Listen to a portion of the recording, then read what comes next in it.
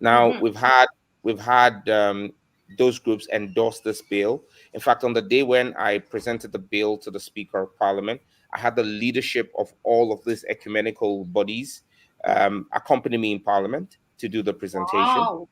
It was a show of strength. It was a show of force. I had the national chief imam, who is the spiritual leader of Muslims in Ghana, and we have 15% of Muslims, and he sent a representative to follow us to do the filing as well.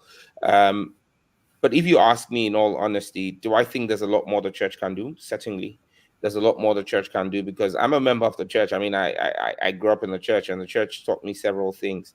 This fight is not supposed to be my fight; it's supposed to be the fight of the church. But I sit in Parliament, and I've taken a legislation. They pray for me, they support me, and my colleagues, but you expect them to speak more forcefully.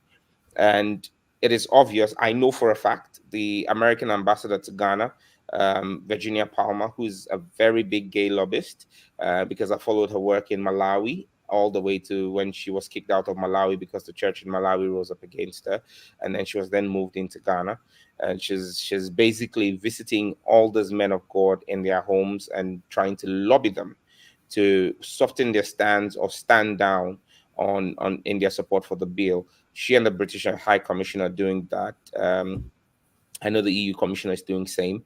And the thing is, at times, some of the men of God look at the fact that they've got branches in Western countries of their churches, because you've got a number of these Ghanaian churches having branches in the US and in Europe, and they begin to think about the bottom line, which is the dollar. But I believe that ultimately they need to know that this is about their faith and salvation. It's not negotiable.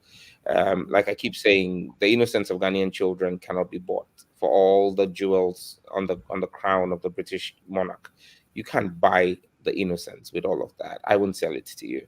And so, yes, there are a few of them who stood up and said to the ambassadors, to hell with you. I can readily mention the head of the Assemblies of God Church, the general superintendent of the Assemblies of God Church, Reverend Steve Wengam, who's blatantly said to them, I'm not going to back down today. I'm not going to back down tomorrow, because we support Sam George and believe in what he's doing. The head of the largest